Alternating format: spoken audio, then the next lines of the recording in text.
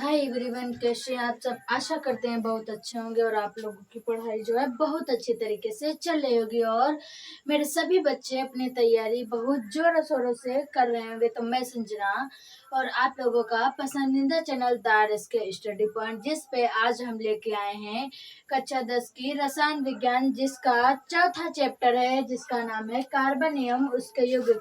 पिछली वीडियो में हमने आप लोगों को जो तीसरा लेसन था धातु एवं अधातु वो एंड करवा दिया था। आशा करते हैं मेरे सभी बच्चे आप लोगों को वो सारे टॉपिक तीसरा लेसन जो है बहुत अच्छे तरीके से समझ में आया होगा। हम भी बहुत अच्छे तरीके से समझाए हैं। अब जो ये हमारा लेसन है ये केमिस्ट्री का लास्ट लेसन है। उसके बाद हम आप लोगों को बायोलॉजी बताएंगे। बायोलॉजी में भी हमारा थोड़ा सा ही बचा है। तो देरी न करते हुए चलते हैं अपने टॉपिक की ओर। तो आज का हमारा जो टॉपिक है, जो हमारा लेसन है, लेसन का नाम ही है, क्या नाम है, कार्बन एवं उसके यौगिक। कार्बन जो है वो किस प्रकार का है और उसके यौगिक। तो आइए बताते हैं आप लोगों को। ये वेरी मोस्ट इम्पोर्टेंट टॉपिक व लेसन है। मेरे सभी बच्चे बहुत ध्यान से समझेंगे और मेरे सभी बच्चे बहुत अच्छे तरीके से पढ़ेंगे। क्या लिखा है, कार्बन। कार्बन कौन से होते हैं, तो आइए बताते हैं। कार्बन एक अद्वितीय तत्व है। कार्बन क्या है, कार्बन एक अद्वितीय तत्व है। यह एक अधातु है। कार्बन क्या है, कार्बन एक अधातु है। वह कार्बन एक अद्वितीय तत्व है। यह एक अधातु है। इसका प्रतीक सी है। कार्बन का प्रतीक क्या है, सी है।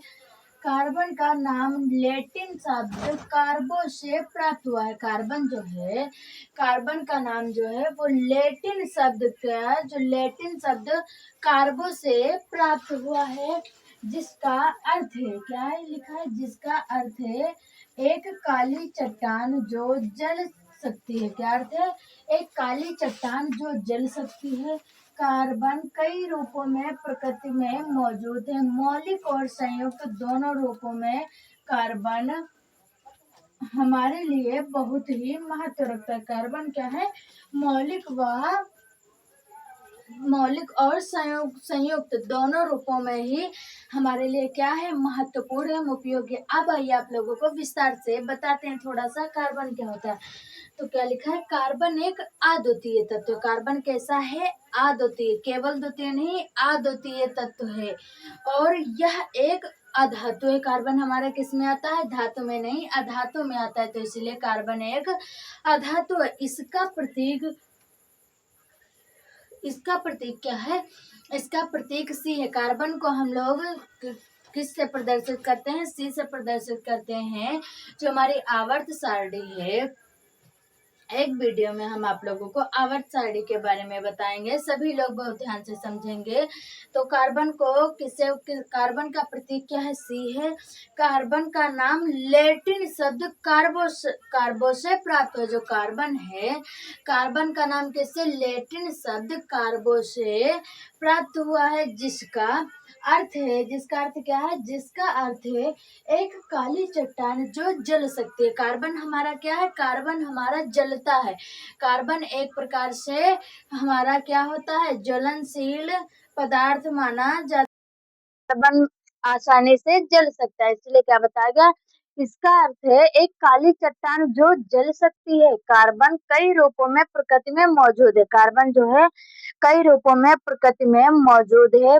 मौलिक और संयुक्त दोनों रूपों में कार्बन क्या है, मौलिक और संयुक्त दोनों रूपों में कार्बन हमारे लिए बहुत महत्व रखता है। ये रहा हमारा पहला टॉपिक। अब आप लोगों को दूसरा टॉपिक बताएंगे। क्या लिखा है, लिखा है कार्बन में आबंध सहसंयोजी आबंध। जो कार्बन होता है उसमें जो आबंध होते हैं, वह जो सहसंयोजी आबंध पाए जाते हैं वो किस प्रकार से होते हैं। तो आइए जानते हैं क्या लिखा है। कार्बन के यौगिक सहसंयोजी आबंध बनाते हैं। क्या बनाते हैं, कार्बन के यौगिक जो होते हैं वो सहसंयोजी आबंध बनाते हैं। ये विद्युत के कुचालक होते हैं तथा दो या दो से अधिक, क्या होते हैं, विद्युत के कुचालक होते हैं तथा दो या दो से अधिक परमाणुओं के बीच इलेक्ट्रॉनों की परस्पर साझेदारी से बनने वाले आबंध को सहसंयोजी आबंध कहते हैं। मेरे सभी बच्चे एक बार चैनल को सब्सक्राइब कर लें। मेरा वीडियो बहुत दिनों से अपलोड नहीं हो पा रहा है, जिसकी वजह से आप लोगों को बहुत परेशानी हो रही होगी। लेकिन मेरे प्यारे बच्चों, कुछ हमारे पास परेशानी, दिक्कत, प्रॉब्लम आ गई थी, जिसकी वजह से हम वीडियो नहीं बना पा रहे थे। लेकिन अब से हमारी वीडियो अपलोड होने लगेंगी, वह डेली का डेली वही रूटीन पे हमारा चैनल पे जो है हमारी वीडियो अपलोड होने लगेगी। तो मेरी रिक्वेस्ट है, मेरे सभी बच्चे चैनल से जुड़ जाएं। व आपकी बोर्ड परीक्षा को ज्यादा दिन नहीं बचे हैं, इसीलिए आप लोग अपनी तैयारी जबरदस्त रखें। और कोई भी बच्चा ये नहीं कहेगा कि हम आज से नहीं पढ़ेंगे। कल कल करते करते आप लोगों के अप्रैल, मई, जून, जुलाई 4 महीने निकल गए हैं। अप्रैल से आपका सिलेबस शुरू हो जाता है और आज क्या है, हमारी जुलाई है, 8 जुलाई है। लेकिन आपने कल कल करते हुए 4 महीने निकाल दिए। अब से आप लोग ये नहीं कहेंगे कि हम कल से पढ़ेंगे। वाह, सभी बच्चे डेली का डेली पढ़ें, भले ही एक टॉपिक याद करें लेकिन डेली ही पढ़ें। तो क्या बता रहे थे, आ जाइए अपने टॉपिक पे। क्या लिखा है, कार्बन जो होते हैं ये विद्युत के कुचालक होते हैं तथा दो या दो से अधिक परमाणुओं के बीच इलेक्ट्रॉनों की परस्पर साझेदारी से बनने वाले आबंध को सहसंयोजी आबंध कहते हैं। कार्बन क्या होते हैं, कार्बनिक के यौगिक सहसंयोजी आबंध बनाते हैं। जो कार्बन होते हैं, कार्बन के यौगिक जो होते हैं वो सहसंयोजी आबंध बनाते हैं। ये विद्युत के कुचालक होते हैं। वह दो या दो से अधिक परमाणुओं के बीच इलेक्ट्रॉनों की परस्पर साझेदारी से बनने वाले बंध को या बनने वाले आबंध को सहसंयोजी आबंध कहते हैं। ये सहसंयोजी आबंध हमारे कितने प्रकार के होते हैं, 3 प्रकार के होते हैं। सहसंयोजी आबंध कितने प्रकार के होते हैं, 3 प्रकार के होते हैं। सहसंयोजी आबंध हमारे कितने प्रकार के होते हैं, 3 प्रकार के। पहला कौन सा, एक सहसंयोजी आबंध, दो सहसंयोजी आबंध व त्रिसहसंयोजी आबंध। इसमें इसमें क्या होता है आइए बताते हैं। ये जो हमारा लिखा है ये क्या है, ये हमारा मेथेन है। ये क्या है हमारा, ये है हमारा मेथेन, जिसमें सिंगल बॉन्ड लगा हुआ है। जैसे कि ये हमारा कार्बन हो गया और ये सिंगल बॉन्ड से हाइड्रोजन जुड़ा हुआ है। यहाँ पे हमारा सिंगल बॉन्ड है, इसलिए ये एक सहसंयोजी आबंध होगा। कार्बन के पास कितनी वैलेंसी होती है, कार्बन के पास 4 वैलेंसी है। वो 4 हाइड्रोजन को संभाल सकता है, ना तो वो एक कम कर सकते हैं और ना ही आप एक बढ़ा सकते हैं। इसीलिए आपको कार्बन की चारों संयोजकताएं पूरी रखनी होती हैं। जैसे कि ये रहा हमारा डबल बॉन्ड। डबल बॉन्ड में हमारा क्या होता है, एक जब डबल बॉन्ड लग जाता है तो कार्बन की वहां कितनी वैलेंसी हो जाती है, 2। जैसे कि यहाँ पे जैसे कि यहाँ पे कितना डबल बॉन्ड लगा है तो यहाँ पे कार्बन की कितनी वैलेंसी हो गई, 2 और 2 ये हो गई। तो कार्बन के पास कितनी वैलेंसी आ गई, 4 पूरी हो गई।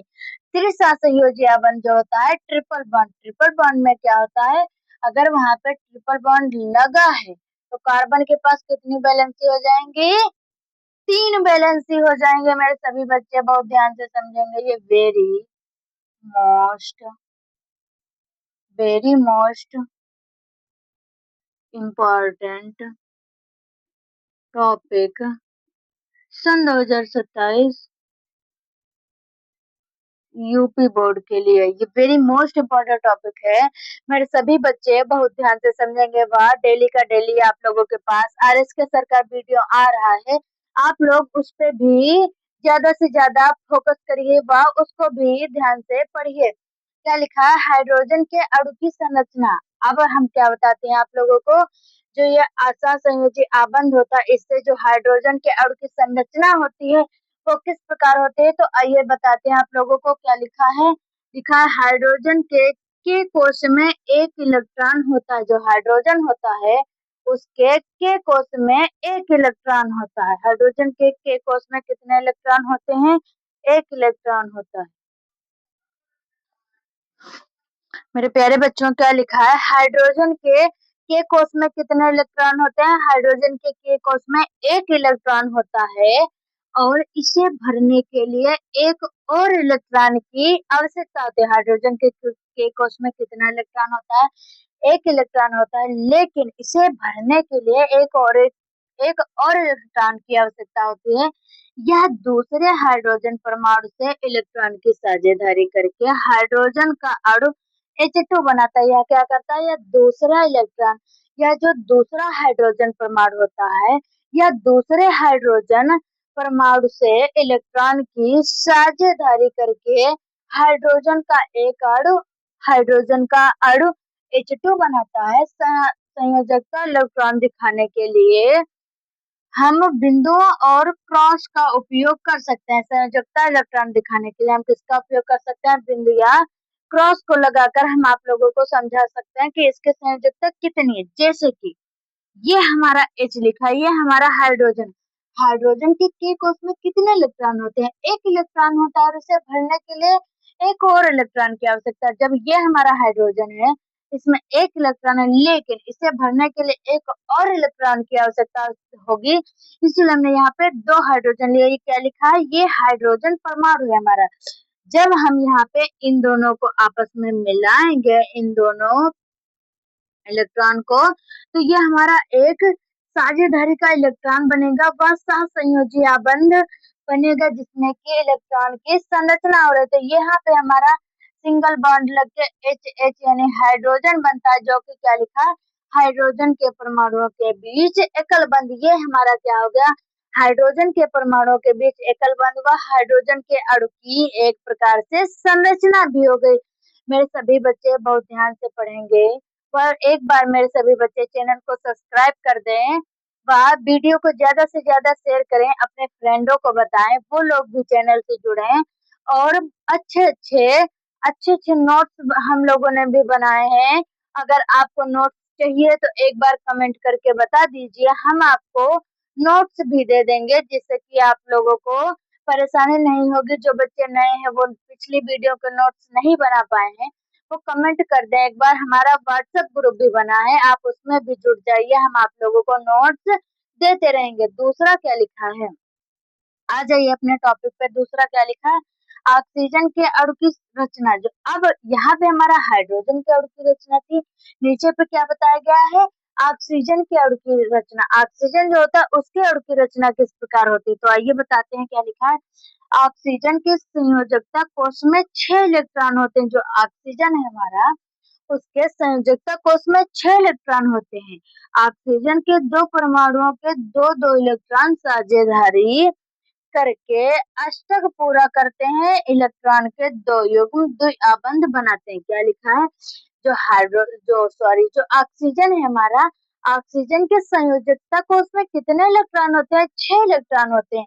ऑक्सीजन के संयोजकता कोष में कितने इलेक्ट्रॉन होते हैं? 6 इलेक्ट्रॉन होते हैं। ऑक्सीजन के दो परमाणुओं के दो दो इलेक्ट्रॉन, जो ऑक्सीजन के दो परमाणु हैं, उन दो परमाणुओं के दो दो इलेक्ट्रॉन साझेदारी करके अष्टक पूरा करते हैं, इलेक्ट्रॉन के दो युग्म द्विआबंध बनाते हैं। जब वो दो दो अष्टक पूरा करके एक अष्टक बनाते हैं, तो इलेक्ट्रॉन के दो युग्म द्विआबंध बनाते हैं। आइए आप लोगों को संरचना के हिसाब से बताते हैं। हाइड्रोजन के संयोजकता कोष में कितने इलेक्ट्रॉन होते हैं? 6 इलेक्ट्रॉन। दो ये रहे, दो ये रहे, दो ये हो गए हमारे 6 इलेक्ट्रॉन। और 6 इलेक्ट्रॉन हमने इधर लिए हैं, एक ऑक्सीजन इधर है और एक ऑक्सीजन इधर है, तो ये हमारा क्या हो गया? ऑक्सीजन परमाणु हो गया। लेकिन ऑक्सीजन के अणु की रचना करनी है, तो उसको जब हम इन दोनों ऑक्सीजन को मिलाएंगे, तभी तो एक हमारा नया उत्पाद बनेगा, व एक नया हमारा जो संयोजकता करके तत्व बनेगा वो। आइए बताते हैं क्या लिखा। ये हमारा क्या है? ये एक हमारा ऑक्सीजन है जिसमें 6 इलेक्ट्रॉन है, लेकिन जब हम इन दोनों को मिलाएंगे तो हमारा क्या बन जाएगा? सहभागी इलेक्ट्रॉन के दो युग्म। क्या बन जाएगा? सहभागी इलेक्ट्रॉन के दो युग्म जब मिलेंगे क्या बन जाएंगे? ऑक्सीजन के परमाणुओं के बीच द्विआबंध। क्या बन जाएगा? यहाँ पे हमारे ऑक्सीजन के बीच कितना आबंध लगा है? द्विआबंध लगा है। मेरे प्यारे बच्चों, आशा करते हैं आप लोगों को ये सारे टॉपिक बहुत अच्छे तरीके से समझ में आए होंगे। हम भी बहुत अच्छे तरीके से समझाए हैं, तो थैंक यू मेरे प्यारे बच्चों। ऐसे ही मेरे चैनल द आर एस के स्टडी पॉइंट ऐसे ही मेरे चैनल पर इसके स्टडी पॉइंट को सपोर्ट करते रहिए। हम आप लोगों को अच्छे से अच्छा तरीका पढ़ाने का यूज करेंगे। तो तब तक के लिए नमस्कार, प्रणाम, राधे राधे। मिलते हैं मेरे प्यारे बच्चों आप लोगों को अगली वीडियो में अगले टॉपिक के साथ।